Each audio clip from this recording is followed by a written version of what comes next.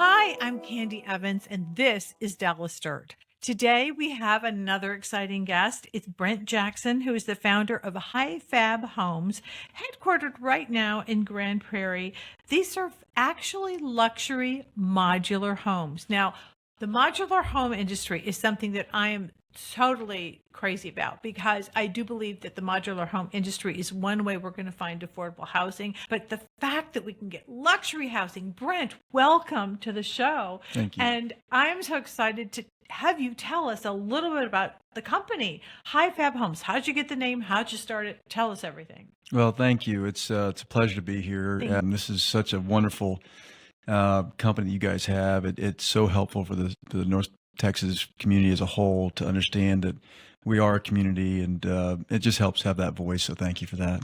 Yeah, HiFab. I mean, the name itself is really geared towards that. It's a high design product, and it's fabulous, but it's also a little bit of a nod to the fact that we are built in a factory. Some years ago, I had the benefit of getting to know an architectural firm here in Texas that I think is probably one of the best in the world, but certainly top in the state of Texas, and they're here locally in the state. Lake Flato. That's Lake Flato. That's right. And Lake Flato has been a wonderful steward of both sustainable design, thoughtful design, long-lasting design, but in recent years, modular design. Nice. And so what happened was, I've been working with them on a couple other projects and sort of started realizing that I really most enjoyed the single family space. And so I started moving out of the commercial space into single family. And I sort of raised my hand and said, help. At the same time, Ted Flato was saying, help. And we just sort of got together and said, how do we solve a housing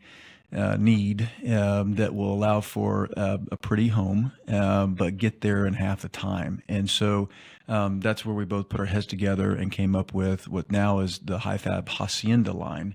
And so it's been a joy to work with them. So that's how HiFab came about.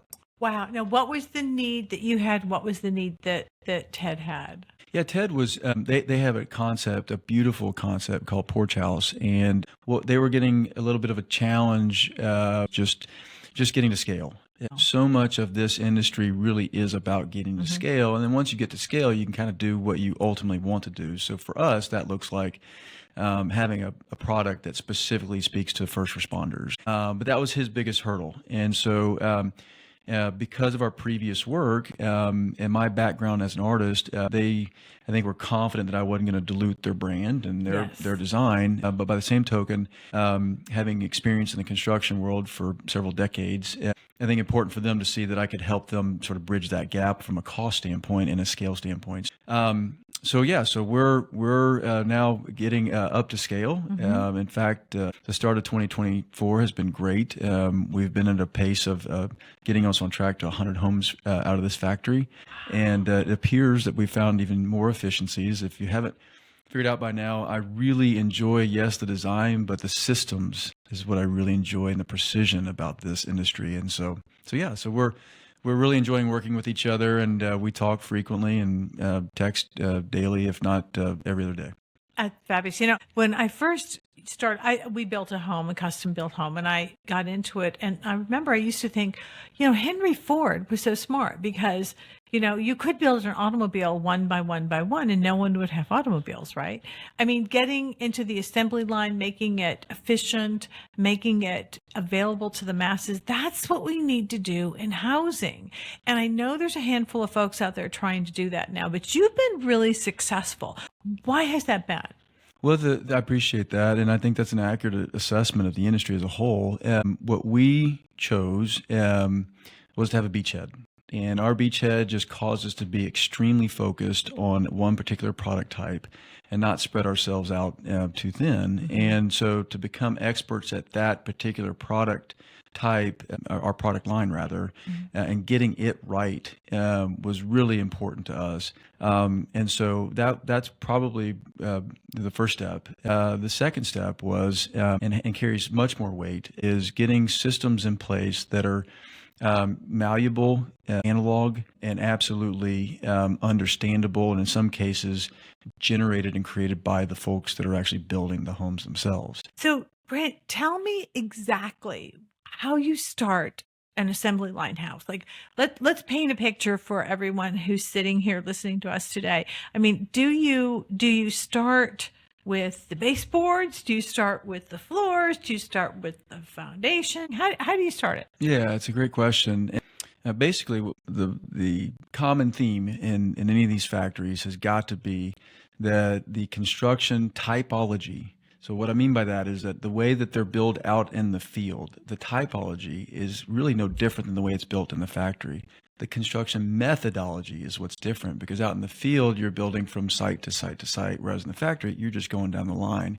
And what's important about that distinction is that it actually informs on what the product needs to look like. And so what the product looks like is a series of boxes that then get put together in a really lovely pattern or shape by Lake Flato. And so when you look at the porch houses, they use a lot of really wonderful materials, very Texas and vernacular in how it appears and presents in the Texas landscape, which they're extremely talented at.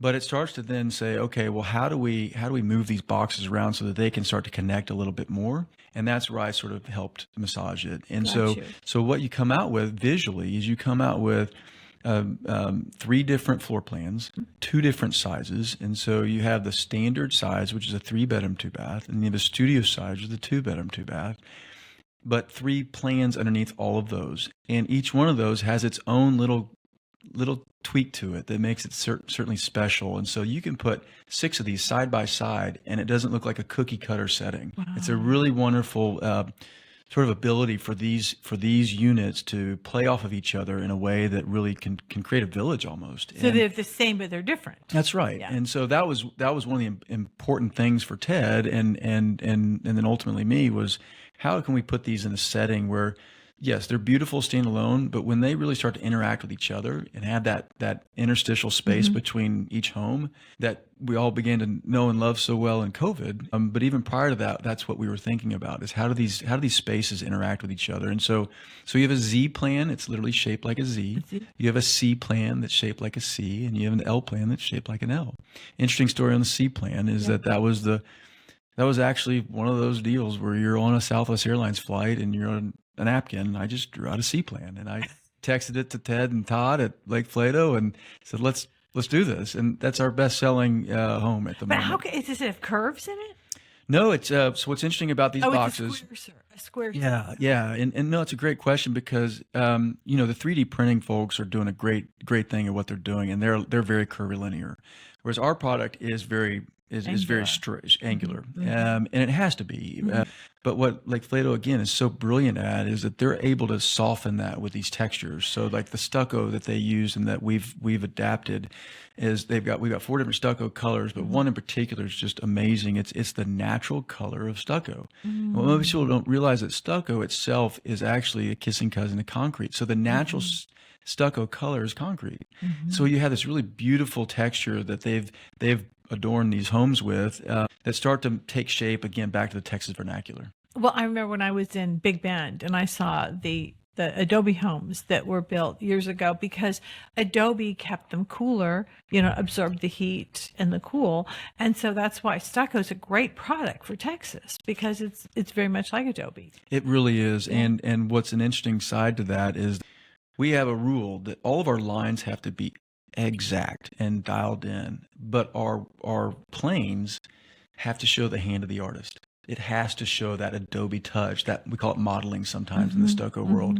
But even the interior walls, you want to see that. And so we use a semi-gloss paint. Most people in this day and age where they're doing a level 5 finish, which is a very high museum quality finish, we do that, but we put a semi-gloss on it because we want the light to dance around and we want to show the hand of the artist on there. Whereas flat paint will try and cover your imperfections. We say, nope, we love the imperfections so long as we have the straight lines dialed in. So all of our caulk lines, all of our corner beads, all the things that I won't get too into, but we're very precise with that. Very precise. And that's very important in building. I mean, it's hard to achieve even when you're building on site. So I want to start. So like when you build a home, you do the foundation on the site and then you do the framing and then you start putting the stuff. What do you guys do first?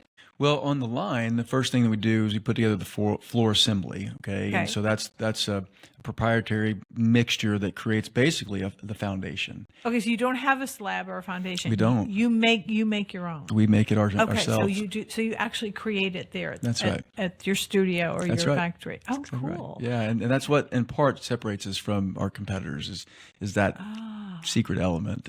So once that then gets put in place, then everything beyond that is your traditional, like I said, construction typology of, studs on the exterior, zip sheathing on the sides, and that kind of thing. Again, I won't get too geeky on you, but just the materials that we choose though are very higher end materials. So we use 2x6 studs, for example, instead of 2x4s on the exterior. So things like that we They're knew were thicker, very they're important, stronger. thicker, and then the actual sheathing or the exterior membrane that then you put stucco over is actually, we use one that is more in line with a custom home quality, and that it provides additional insulation.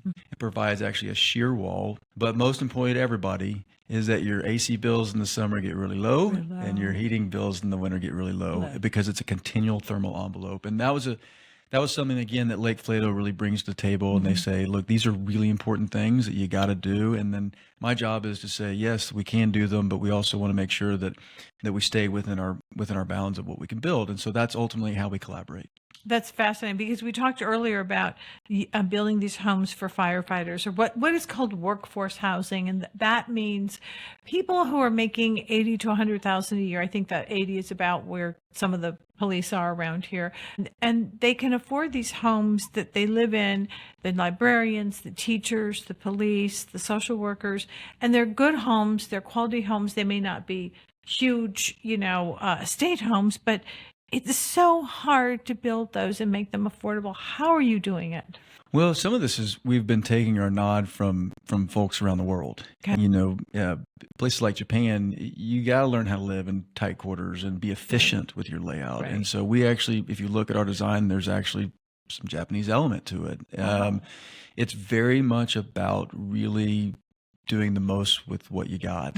And so our lever is through design to tackle the affordability issue, rather than just, and what that means is just being able to be more efficient with a smaller space, rather than just simply saying, let's go build something that's a lower quality. We're not interested in doing that. We know that that's somebody else can go do that and they'll do great at it, but that's not for us. Ours is high quality, just smaller footprint. And frankly, that's better for the environment as well. So we're working on a product line that will ultimately roll out to the first responders. And we can't talk about it just yet, but we're eager to make the announcement. Oh, and Candy's Dirt is going to be right there. I'm so excited because that is really a true need. If we can find the land, we can get the homes. And actually, to help people understand how the modular business works, you buy in bulk, right? You buy like the same stucco, you buy the same paint, you buy the same kind of siding or whatever, insulation, and then you have it there, and that lowers your costs, right? It does, and you'd be careful because I will absolutely go off on a tangent about what manufacturing is versus home building. Okay. But manufacturing is, we are a manufacturer. We're not a home builder. It just so happens that our homes are, our end product are extremely beautiful homes by Lake Flato. But you've got to address this this market and this niche, and this growing niche, I should say. You got to address it as a manufacturer, Right. and as a result, then you start getting into things like, okay, you start talking about terms with vendors and things like that I won't bore you with, but these are absolutely the pain points and the opportunities for a manufacturer to succeed is making sure that they have all of their purchasing done in a certain manner. And again, all that gets informed from the folks in the factory. All of that gets informed. That's the beauty of the whole system. We say that at the end of the day, you can have all the systems and you can have all the product, but at the end of the day, it's people serving people. It's the people in the factory and ultimately on site working it out, and it's the people buying from us. And so we are a people-based company at the end of the day. Now, tell me about your factory. You have it; it's in Grand Prairie, and how many employees do you have?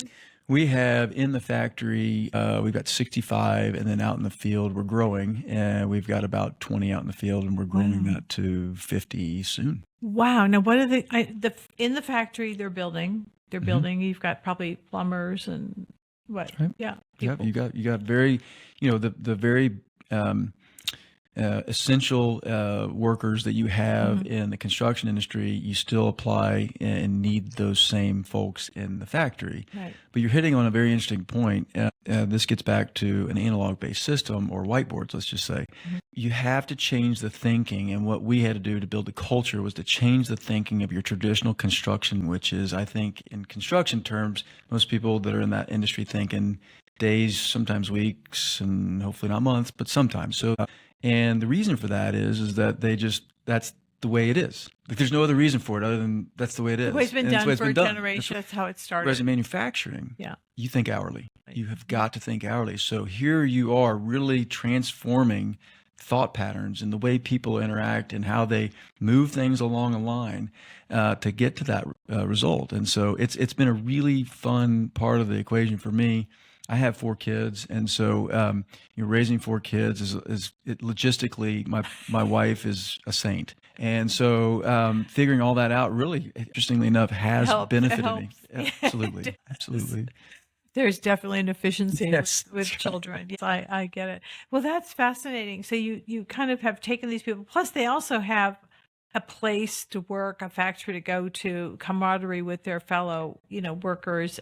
I mean, it's nice because in traditional home building, the subs are the plumbers and the brickmen and all that. They come and go. They're not necessarily part of the company, correct? That's correct. And that gets back to this increased cost because it's highly inefficient and it's human nature. The guy or girl that was there beforehand, they don't have a voice. And so when they leave, the natural culprit of any error is going to be that person that left the job site. And so you have a lot of the finger pointing that happens, and that's what causes a lot of the delays and costs as a result. Whereas in the factory, you're next door, literally shoulder to shoulder to the person that just handed you the job. So you can just go to them and say, hey, what were you thinking here? How can we improve the system? So that's what I like about it is that and I think that that's why you're starting to see more and more people that are coming out of the construction industry and getting into the space. And doing it. So what happens when the house is ready to go to its lot? Does you take it on a truck or do you do that? We do. So what happens is it comes out of the factory, it gets lifted up, an 18-wheeler comes in and pulls its trailer underneath it. We set it down, and it's shrink wrapped at that point. So you'll see anytime Plastic shrink wrap? It is a special type of shrink wrap, but yes, it is a shrink wrap, and it's got UV protection and waterproofing and all that good stuff. But what's beautiful about it is that it's just another shameless plug. We'll put HiFab on the right shrink wrap, and we'll be going down the highway, and I'll get text messages from friends saying, "Quit hogging the road." It's I bet it takes a couple of lanes. It does, and so that's an inefficiency of our system, but it's the only way to get it there, Right. And so we do have a cost, and we've been fortunate enough to have customers that understand that that's a cost that they'll take a burden on. Right. But yeah, ultimately, once we're there, I will tell you that a majority of our clients enjoy our value proposition. And our value proposition is pretty simple. It's speed and design. Speed and design. Speed and design. And now speed can look like a couple of different things to different people. It can look like literally just getting there and getting it done in half the time, which is about the math. Or it can be something as much as a turnkey finish that they don't even have to mess with. Or it could be access to labor. I mean, it's kind of all of the above when you talk about speed.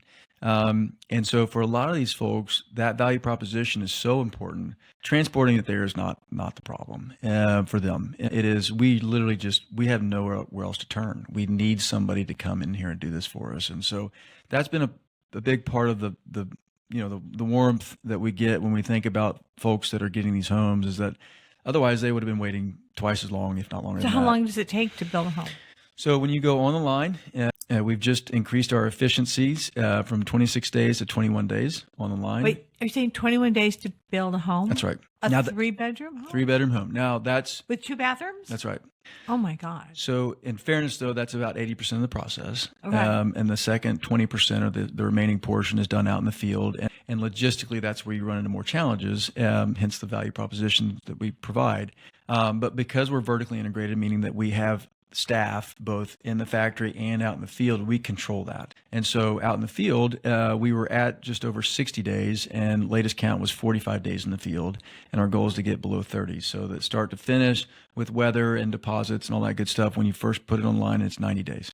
Holy cow. A home in 90 days. You A Lake literally- Flato home in a 90 Lake days. Flato home in 90 days. You can open the door and take your toothbrush in and That's right. put on your jammies and go That's to bed. right. That's right.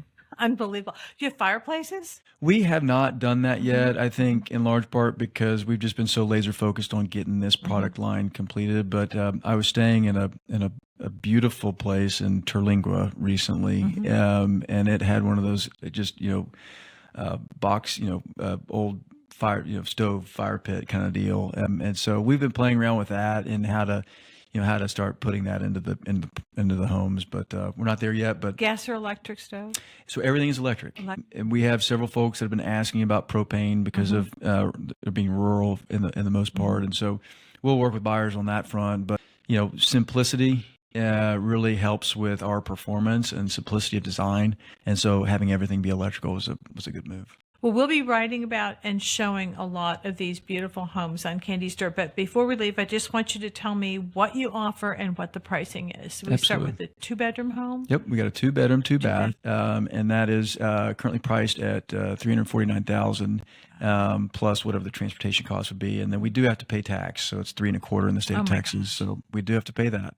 But once that's solved, then really that's about as turnkey. Now, if you want to add appliances, we can do that as well for a nominal cost. Just $349. That's right. And then the 3-bedroom, 2-bath is $449, and same math would apply. What's the square footage on that one? That one is about a little over 1,800 square feet, and then the 2-bedroom, 2-bath is a little over 1,300 square feet. And one thing around that is that, and I would encourage everybody to, if they're not looking for us, find a modular home company out there to satisfy your need, because on average, you're looking at a 60% reduction in waste. And I don't know if you have ever, I know you have, but the general folks walk, it's crazy. And I want to build homes out of the waste. That's right. And you almost can these days. It is insane what people are just throwing away from a waste standpoint. So we're able to tackle that issue as well from an environmental standpoint. That's wonderful. And you can do that. Now, can you build a 6-bedroom, 5-bath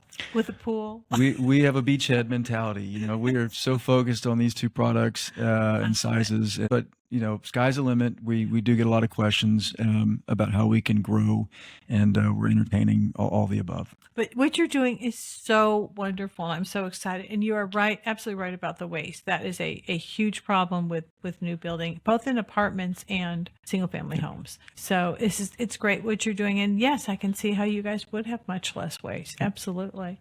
Absolutely. Brent, thank you so much for coming here today. We have learned so much. I've learned so much, and there's more we're going to learn, because we're going to be covering you guys fully over the next several months. So stay tuned to CandysDirt.com for more on this fabulous new industry and HiFab Homes. And as always, keep your eye out for Dallas Dirt. Thank you.